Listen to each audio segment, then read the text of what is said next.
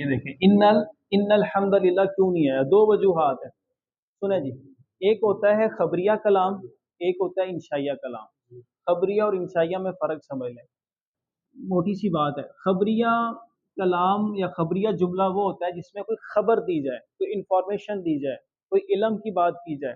مثلا میں کہوں کہ میں بیمار ہوں، تو یہ میں خبر دے رہا ہوں نا، تو یہ والا جملہ کیا ہوگا؟ خبریہ۔ مجھے بھوک لگی ہے، خبریہ۔ انشائیہ میں خبر نہیں دی جاتی، اپنے جذبات ظاہر کیے جاتے ہیں، جذبات ظاہر کیے جاتے ہیں، اپنے احساسات ظاہر کیے جاتے ہیں۔ اگر یہاں پر لفظ اللہ لگا دیتے نا، ان الحمد للہ، بے شک، انا کا معنی بے شک ہوتا ہے نا، بے شک ساری کی ساری تعریفیں اور سارا کا سارا شکر اللہ کے لیے ہے، تو اس سے ایک بات سمجھ میں آتی کہ انسان کسی دوسرے کو بتا رہا ہے، خبر دے رہا ہے، لیکن اس کے اندر اس کے اپنے احساسات شامل نہیں ہیں۔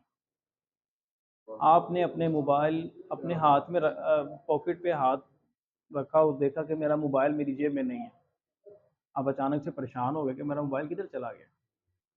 پھر آپ نے یاد کیا کہ وہ شاید گھر ہے، آپ نے گھر کال کی تو وہ کہہ رہے ہیں گھر بھی نہیں ہے۔ اب آپ مزید پریشان ہو گئے، پوری مسجد میں آپ ڈھونڈ رہے ہیں اور کہیں آپ کو آپ کا موبائل گرا پڑا مل جائے، پکڑتے سر سب سے پہلے آپ کیا کہیں گے؟ الحمدللہ، الحمدللہ۔ یہ آپ نے کسی کو خبر دی ہے؟ آپ نے کیا ظاہر کیے ہیں؟ جذبات۔ تو جذبات ظاہر کرنے کے لیے کیا لفظ آتا ہے؟ الحمدللہ۔ ان الحمدللہ نہیں آ سکتا، ان الحمدللہ میں خبر دی جاتی ہے، جذبات شامل نہیں ہوتے۔ یہ پہلی بات سمجھ آ گئی جی؟ جی ان الحمدللہ دوسرا استعمال ہوتا ہے شک دور کرنے کے لیے، شک دور کرنے کے لیے۔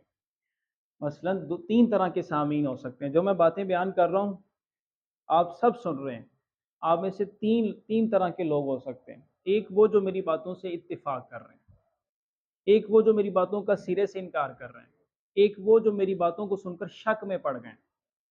تین کیفیات ہی ہو سکتی ہے نا۔ تو جب کوئی بندہ میری بات سن کر شک میں پڑ جائے گا تو اس کا شک دور کرنے کے لیے میں لفظ انا کا استعمال کروں گا۔ بے شک میں سچ کہہ رہا ہوں، یا بے شک جو میں بات کہہ رہا ہوں یہ ٹھیک ہے۔ اب اگر یہاں پر اللہ لفظ استعمال کر دیتے ان الحمدللہ، تو پڑھنے والا اصل میں وہ کیا ثابت ہو رہا تھا کہ پڑھنے والا کس میں مبتلا ہے؟ شک میں مبتلا ہے۔ لیکن ایسا ہو نہیں سکتا، ہر ایک اپنے اندر سے اس کی آواز یہ آتی کہ اللہ خدا ایک ہی ہے جو پورے نظام ہستی کو چلا رہا ہے اور وہ ایک ہے۔ اسی وجہ سے اس سورت کو سورۃ الفطرہ بھی کہتے ہیں۔ ٹھیک ہے جی، یہ ہم نے کور کر لیا، بس یہ دو رہ گئے، نیچے والا رہنے دیں۔ حمد کو ان الحمدللہ نہیں کہا جا سکتا، اب ہم وللہ الحمد بھی نہیں کہہ سکتے۔ وللہ الحمد یہ لفظ بھی آپ نے سنا ہوا، اللہ اکبر لا الہ الا اللہ اللہ اکبر وللہ الحمد۔ تو یہاں پر وللہ الحمد کیوں نہیں آیا؟ وللہ الحمد اس وجہ سے نہیں آیا۔ اصل وللہ الحمد کا مطلب ہوتا ہے صرف، اس میں صرف ایک چیز کا اضافہ ہو جاتا ہے، لفظ صرف کا۔ جی ابتسام بھائی ترجمہ کرو الحمدللہ کا۔